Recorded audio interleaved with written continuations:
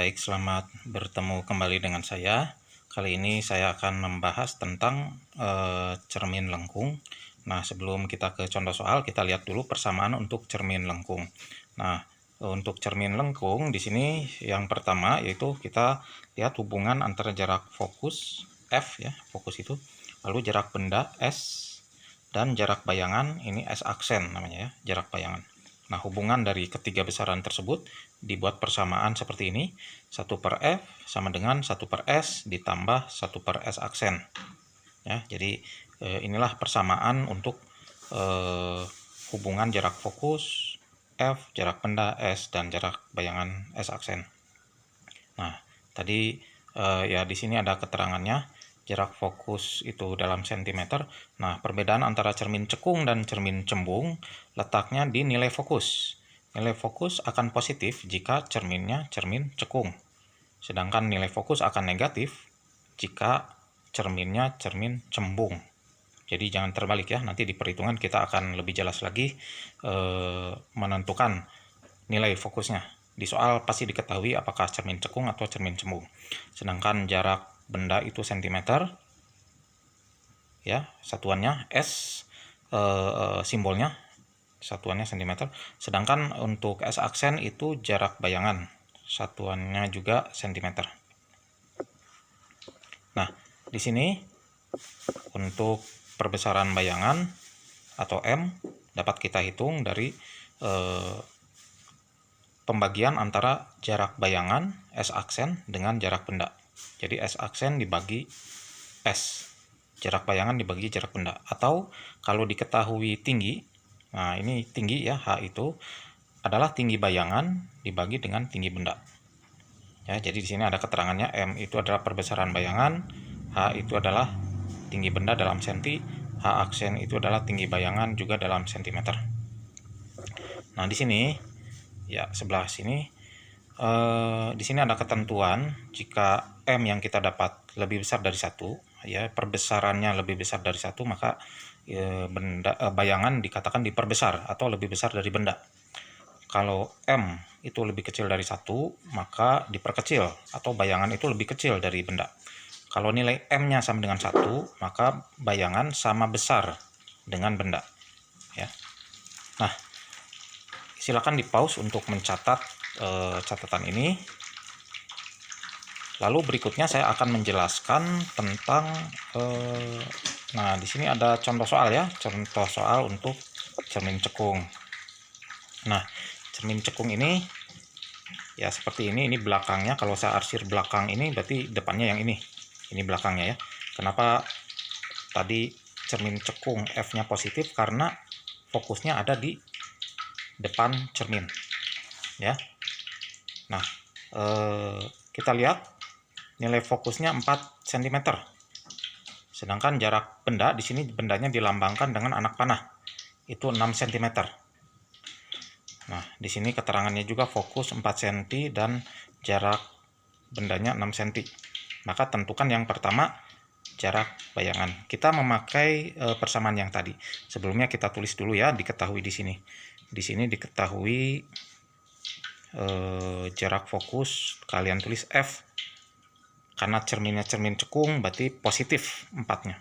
4 cm. Nggak usah ditulis positifnya ya, ini udah menandakan positif.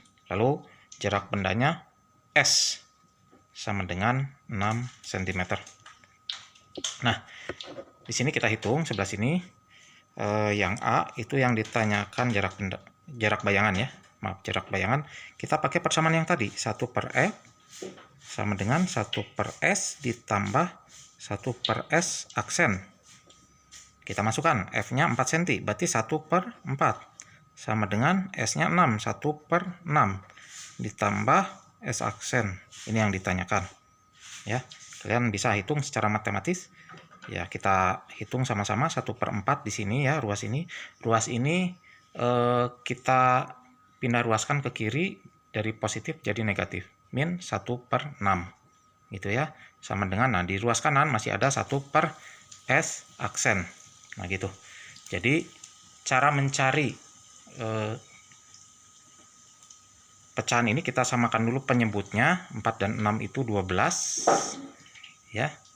Nah, di sini 4 itu dikali 3 dikurang 6 itu dikali 2. Sama dengan di sini 1 per S aksen. Nah, berapa 3 kurang 2? Sama dengan 1 per 12. Nah, kalian perhatikan ini masih bentuknya 1 per S aksen. Sedangkan yang ditanyakan S aksen. Maka S aksen di sini sama dengan, kita balik angkanya, 12 per 1 atau 12 cm. Nah, itu ya. Itu yang pertama. Lalu berikutnya cara mencari perbesaran bayangan M. Nah, kita udah lihat tadi persamaannya adalah S aksen per S. Memang di sini ada harga mutlak ya. Nah, karena menurut teori bahwa perbesaran itu selalu bernilai positif. Nah, kalau kalian belum mengerti nanti akan saya bahas lebih lanjut. Kita lihat saja langsung S aksennya 12 per S-nya jarak benda. Berapa? Nih, 6 ya, 6 cm. Sama dengan 2 kali atau 2 saja, tidak apa-apa. Nah, ini perbesaran bayangannya 2 kali lebih besar dari benda. Lalu berikutnya yang C di sini tentukan sifat bayangan. Nah, sifatnya adalah yang pertama. Nah, kita lihat S aksen di sini menentukan sifat bayangan juga. Kalau S aksennya bernilai positif, maka bendanya nyata. Nah, tetapi kalau S aksennya bernilai negatif, maka bayangannya maksud saya. Kalau S aksen positif, bayangannya nyata. Kalau S aksen negatif, bayangannya maya. Nah, nyata ini biasanya berpasangan dengan terbalik. Kalau maya, biasanya tegak. Nah, itu. Nah, kita lihat di sini. Hasil dari S aksen di sini bernilai positif, 12 cm. Ya, tidak ada tanda negatif. Di sini positif. Maka kita ambil sifat yang ini. S aksen positif. Yaitu nyata, pasangan nyata biasanya terbalik. Nah, kita buktikan nanti lewat melukis pembentukan bayangan. Nah, diperbesar atau diperkecil, kita lihat nilai M-nya. M-nya di sini nilainya 2. Seperti tadi dijelaskan kalau M-nya lebih dari 1, maka diperbesar. Nah, di sini nilainya 2, maka di sini sifat yang ketiga adalah diperbesar. Nah, seperti itu ya. Lalu yang D, kita lihat di sini ya, jika tinggi benda ya 3 cm. Nah, diketahui lagi di sini ada H 3 cm, tentukan tinggi bayangan. Nah, kita akan menggunakan rumus perbesaran juga. Tadi M sama dengan S aksen per S, atau bisa juga M sama dengan H aksen per H ya. Di sini kita sudah dapatkan M-nya itu 2. Maka kita masukkan 2 sama dengan H aksen ini yang ditanyakan per H. Tinggi bendanya adalah 3. Maka di sini ada perkalian silang untuk mendapatkan H aksen. H aksen sama dengan 2 dikalikan 3 sama dengan 6 cm. Nah, itulah pembahasan tentang cermin lengkung. Semoga bermanfaat. Terima kasih.